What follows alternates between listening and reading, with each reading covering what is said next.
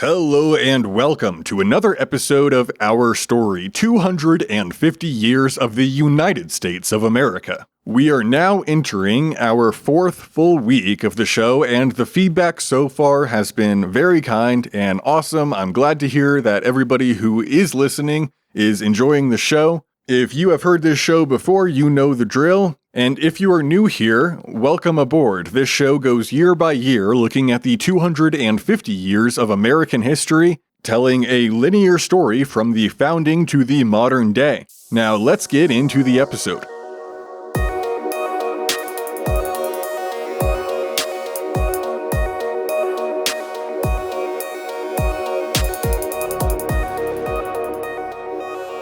With the defeat of St. Clair hanging heavy across the nation, the frontier will remain a focus throughout today's episode.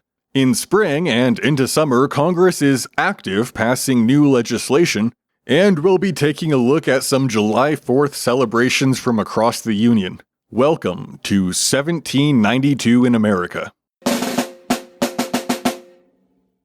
It's New Year's Day in the United States of America, and Secretary of War Henry Knox writes a letter to Washington.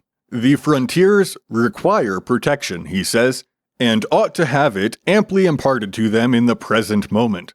Last year, St. Clair's defeat at the Battle of Wabash has made clear the need for more military presence in the frontier, and Knox proposes a plan to get the needed men into key areas, manning forts and responding to calls from the local settlements for help in repelling the Indian incursions. He also suggests that due to the distance the militia and military will be required to travel to get to the western forts, the term of service should be increased from the brief 6-month contracts that are currently common and extended to a year or more. These short contracts, as you'll remember, played a part in St. Clair's army shrinking before the fateful engagement in last November.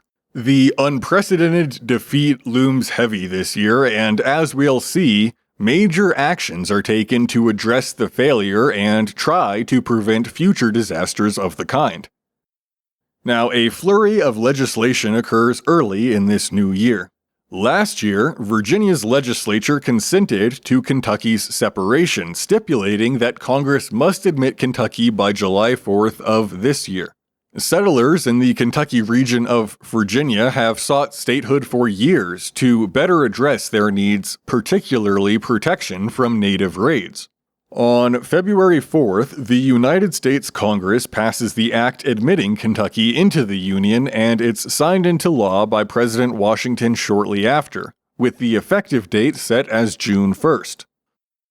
On February 20th, the Postal Service Act, establishing the United States Post Office Department, is signed by President George Washington, authorizing the establishment of official post roads, which allows newspapers to be mailed at significantly reduced rates, which it's hoped will help spread information across the states more easily, and making it illegal for postal officials to open mail unless the parcel is undeliverable. Now, considering the high rates of illness and low chances of survival in the face of many common ailments, Congress takes on the task of establishing a line of succession for if the president and vice president shall fall ill or pass away. The Constitution provides only that Congress may pass a law declaring what officer shall then act as president in such a case, and last year a House committee recommended that this duty fall to the Cabinet's senior member, the Secretary of State. The main objection to this line of succession comes from Federalist senators who object because they have no desire to see Secretary of State Thomas Jefferson, leader of the growing anti-Federalist opposition, placed so close to the presidency. Congress last adjourned without making a decision, but in this new session they make a compromise and pass the Presidential Succession Act on the 20th. Placing in the line of succession the Senate's president pro tempore, followed by the House Speaker. Also in this act, Congress stipulates that the term of 4 years for which a president and vice president shall be elected in all cases commence on the 4th day of March. Initially, the Continental Congress had set the first Wednesday in March next as the start date of the new federal government. However, George Washington's first inauguration was postponed until April 30th due to a lack of a quorum in Congress. On March 5th of this year, Congress unanimously approves the creation of additional Army regiments and restructures the military into the Legion of the United States, a new model designed to enhance discipline and combat readiness. The Act establishes 4 sub-legions, each composed of infantry, cavalry, and artillery units, and authorizes that up to 5,120 men be enlisted to fill the roles. The law also extends enlistment terms from short-term commitments to 3 years, aiming to ensure greater continuity and training among the troops. To attract and retain soldiers, Congress raises the military's pay as well. Privates will now receive $3 per month, corporals $4, and sergeants $6. Officers' salaries are increased as well, with captains now earning $40 monthly. Down in North Carolina on March 20th, a new capital is established, soon to be named Raleigh, in honor of Sir Walter Raleigh, who was the primary sponsor for the Roanoke expeditions, which is on my list for future topics when this show is completed. On March 27th of 1792, Virginia Representative William Branch Giles introduces a resolution requesting an inquiry by President Washington to uncover the cause of the disaster at the Wabash. Because the Constitution is silent on the power of Congress to conduct oversight, the members of this Second Congress debate to determine what authority, if any, they possess to investigate another branch of government and how to proceed. William Smith expresses the concern that this type of investigation will violate the constitutional separation of powers because the military is part of the executive branch. James Madison argues that the resolution asks the president to do something that he cannot. The inquiry, he asserts, is essentially a court-martial, but because so many officers are hundreds of miles away in the Northwest Territory, they're going to be unable to testify. John Vinning rejects the notion of asking the president to investigate and instead argues that if someone was found to have neglected their duties, they must be impeached. And since the power to impeach belongs to the House, so must the power to investigate. At the conclusion of the debate, the final resolution to request an inquiry from President Washington is defeated 35-21. Thomas Fitzsimmons moves to establish a special House committee to investigate the matter, and this measure passes 44-10. Now, in response, Washington requests a meeting with his department heads to determine the appropriate response, and out of this meeting comes the statement. First, that the House was an inquest and therefore might institute inquiries. Secondly, that they might call for papers generally. Third, that the executive ought to communicate such papers as the public good would permit, and ought to refuse those the disclosure of which would injure the public, consequently were to exercise a discretion.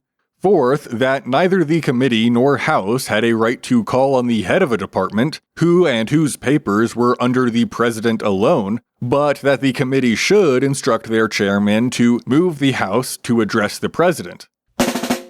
So, Congress and the executive are in agreement that Congress does have the right to investigate the actions of the executive, but the note that the president should provide records as the public good would permit ostensibly creates the concept of executive privilege.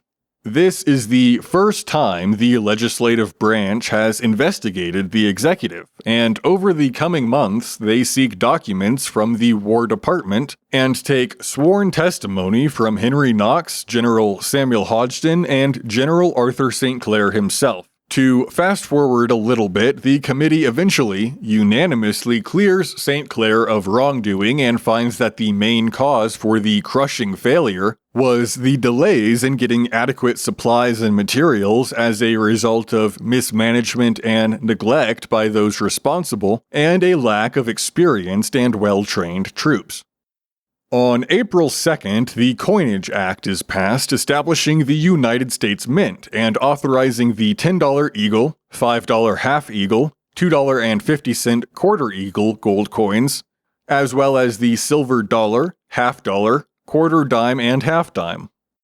On April 5th, President Washington exercises the first presidential veto in U.S. history, rejecting a bill passed by Congress on March 27th. The bill, based on the 1790 census, proposed a House of 120 members, but Washington objects, arguing it violates the Constitution's requirement for proportional representation, and in his veto message notes that the bill assigns some states more representatives than allowed by the constitutional ratio of 1 per 30,000 inhabitants, and fails to provide representation for 8 states' fractional remainders. Congress does not override the veto as they theoretically could, and instead revises the bill, passing it on April 14th of this year. The Militia Act passes on the 2nd of May, authorizing the president to call out state militias in times of national crises, such as an invasion, insurrection, or obstruction of federal laws. It also provides for federal standards in organizing state militias. 6 days later, Congress passes the second portion of this act, requiring that every free, able-bodied white male citizen of the respective states resident therein, who is or shall be of age 18 years old, and under the age of 45 years, be enrolled in the militia. So as not to disrupt government and daily life, the act explicitly accepts the vice president and executive officers, Congress and their officers, custom house officials, post officers, and mail coach drivers, as well as ferrymen, pilots, mariners, and merchants from militia duties. In terms of supplies, the Act states that every citizen so enrolled and notified shall within 6 months thereafter provide himself with a good musket or firelock, a sufficient bayonet and belt, 2 spare flints and a knapsack, a pouch, with a box therein to contain not less than 24 cartridges, suited to the bore of his musket or firelock, each cartridge to contain a proper quantity of powder and ball, or with a good rifle, knapsack, shot pouch, and powder horn, 24 balls suited to the bore of his rifle, and a quarter of a pound of powder, and shall appear so armed, accoutred, and provided when called out to the exercise or into service. A strong militia operating under state authority makes sense for the time, as there is a general public distrust of a large standing army. But being so far removed from that time now, it's pretty hard to imagine a law requiring every male between the ages of 18 and 45 to possess and be able to use a firearm.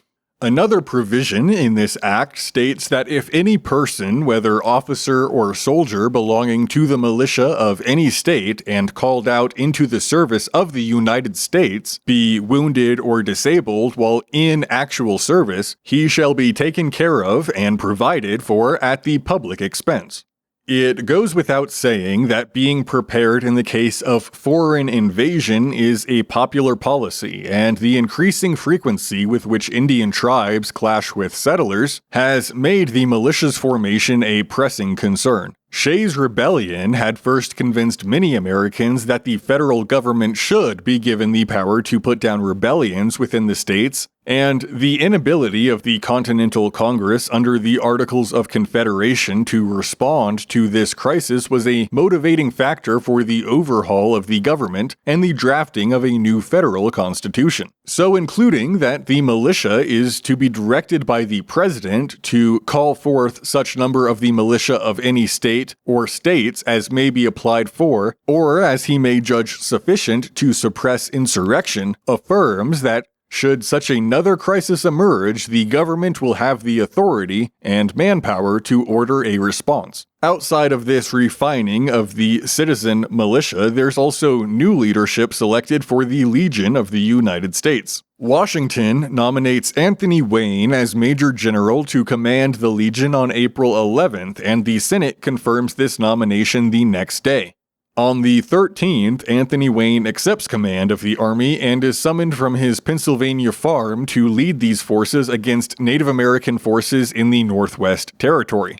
Wayne had fought during the Revolution, where he earned the nickname Mad Anthony, and is widely known and respected for leading an assault even after being wounded at Stony Point in 79. We'll check back in with him at the end of the year.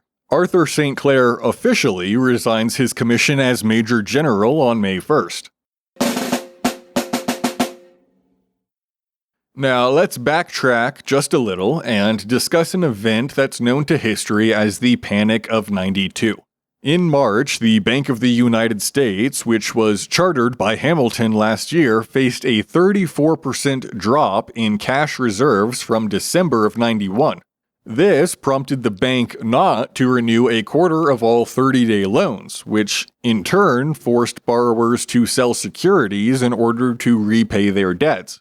In a matter of 3 weeks following this decision, the bank's half shares fell from 203 to 146, and government bonds dropped from 129 to 95.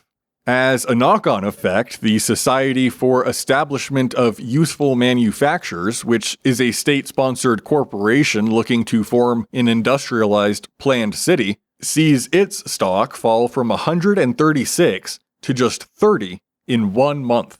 Hamilton, who has been deeply involved in much of the planning and development of this banking and stock system, convened the Sinking Fund Commission on March 21st of this year, composed of Vice President John Adams, Secretary of State Thomas Jefferson, Attorney General Edmund Randolph, Chief Justice John Jay, and himself.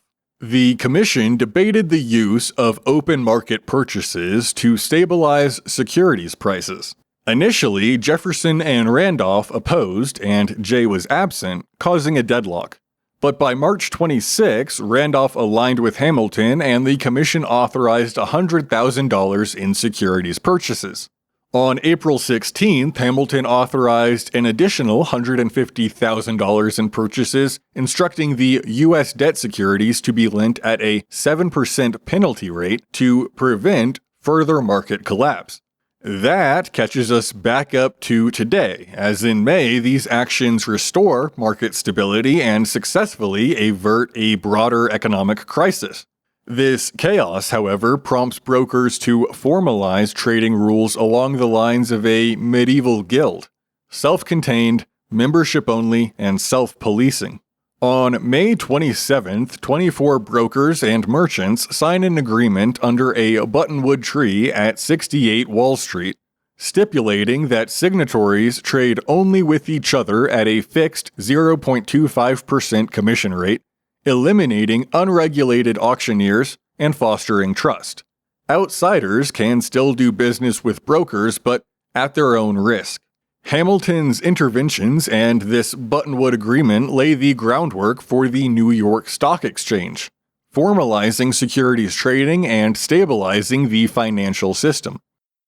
On June 1st, Kentucky's Constitution is accepted by Congress, and the Virginian Territory officially becomes the 15th state to join the Union, marking a major moment for the nation's early growth and expansion, as Kentucky is the first state west of the Appalachian Mountains, a border long ago designated as exclusively Indian Territory under British rule.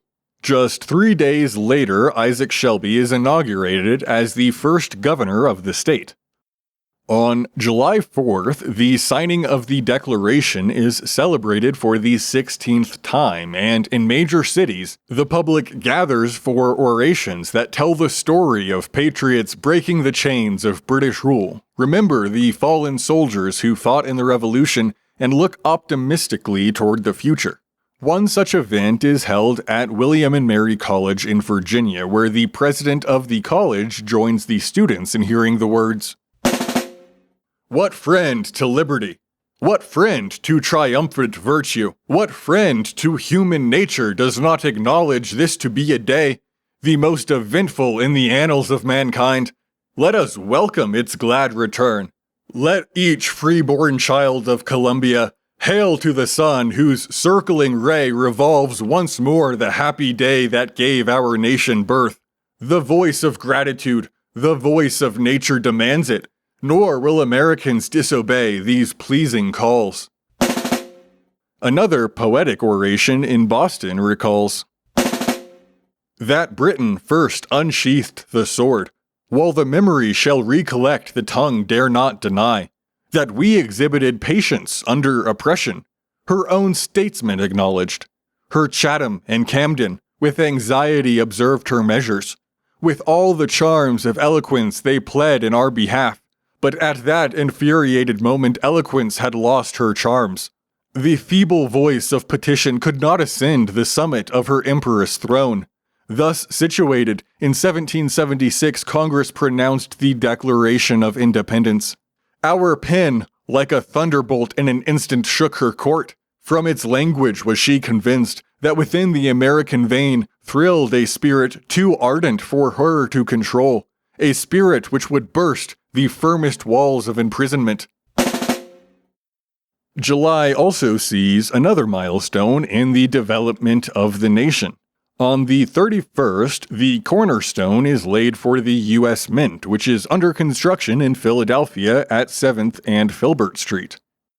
Jumping ahead a little bit, on October 12th, the first Columbus Day celebration in the United States is held in New York City, 300 years to the day after his arrival in the New World.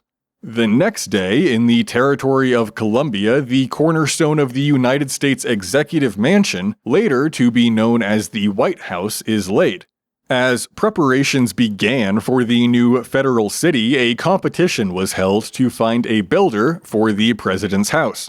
9 proposals were submitted, including a plan by Thomas Jefferson, though Irish-born architect James Hoban won the gold medal and $500 for his practical and handsome design. You can see the alternative designs for the building on our X at 250 Years of USA, and it's pretty interesting to see what a building as iconic as the White House could have looked like had it not been for Hoban's design. As we near the 4-year mark of Washington's term in office, another presidential election is to be held, though the map has changed a bit in these last 4 years. 69 electors cast their votes for the president in 1789, as only 10 states were able to participate. New York did not select its electors in time, and North Carolina and Rhode Island had not ratified the Constitution. This year, there are 15 states participating in the election, and 132 men are set to cast votes on behalf of their respective states, and they do so beginning in early November and continuing into December. March 4th was, earlier in this year, solidified as the official inauguration day for American presidents by Congress, and as Washington did not take office until the end of April in '89 due to a delayed start to the government, this first presidential term is the only one to be shorter than 4 years.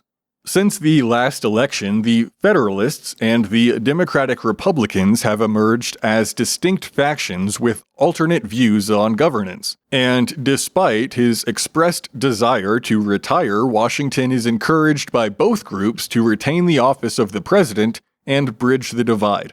His popularity has only increased since taking office, and the passage of the Bill of Rights has cemented the positive perception of his leadership. It's largely considered a sure thing that he will retain the office, though the election of vice president is a more debated topic. John Beckley writes to James Madison saying, "Our domestic concerns are progressing in the struggle between the Treasury Department and the Republican interest, which shall preponderate in the impending elections." The incumbent, John Adams, is the preferred Federalist nominee, while George Clinton is the Democratic-Republican favorite. Federalists attempt to undermine Clinton for his past association with the Anti-Federalists and stated objection to the Constitution before its ratification. The votes are cast, though they won't be certified until early next year, so check back tomorrow for our next episode. Now, back to Anthony Wayne, who began training the new United States Legion at Fort Fayette, near the frontier town of Pittsburgh.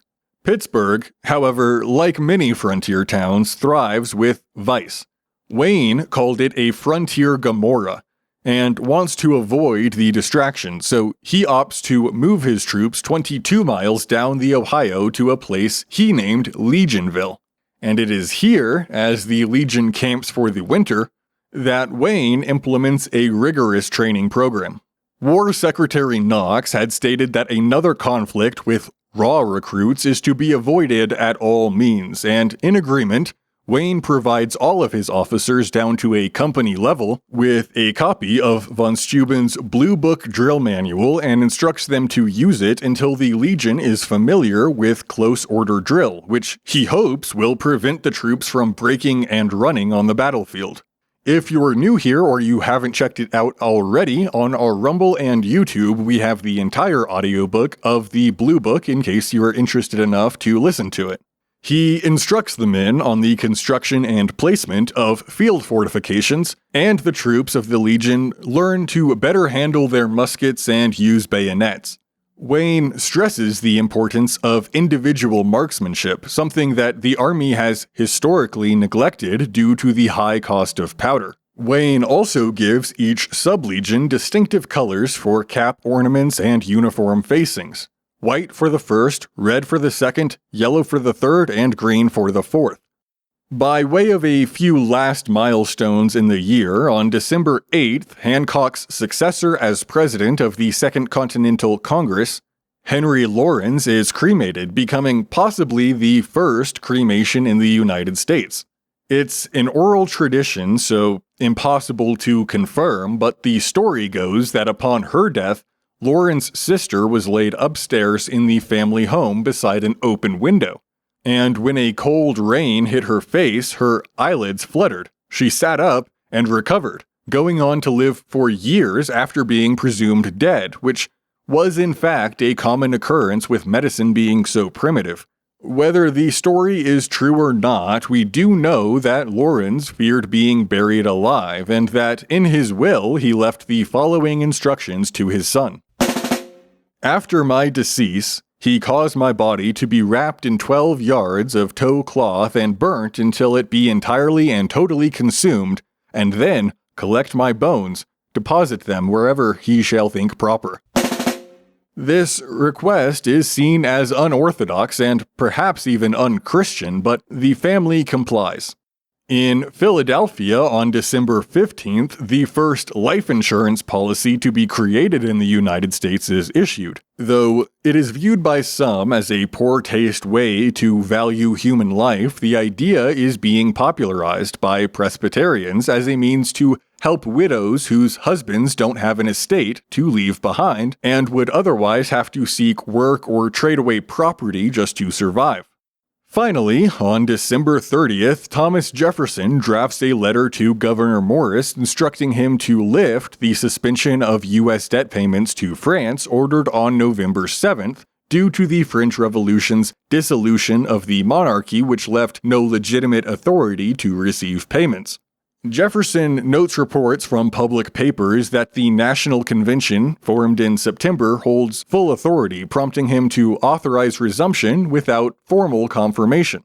However, the draft is never sent, likely due to a pending congressional bill on repaying a Bank of the United States loan, which could have limited funds. Jefferson instead sends the instruction next year, but the urgency with which the situation in France is being monitored speaks to the desire of Americans to ensure French-American relations are maintained, as France, even in conflict, remains America's strongest ally. Well, that is it for this year. I hope you have enjoyed this retelling of all the events I could find from 1792. You have made it all the way to the end of this episode, which means you are one of the real ones, so thank you for being awesome and listening to this show.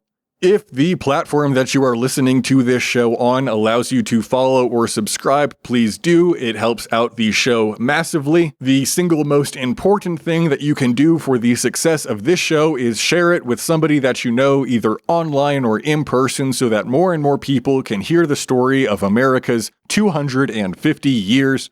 I am incredibly grateful for all the support that I have received thus far. I was an absolute nobody before and still am, but at least now this show is getting into people's ears, and it's awesome to see that more and more people are listening, so thank you all for that.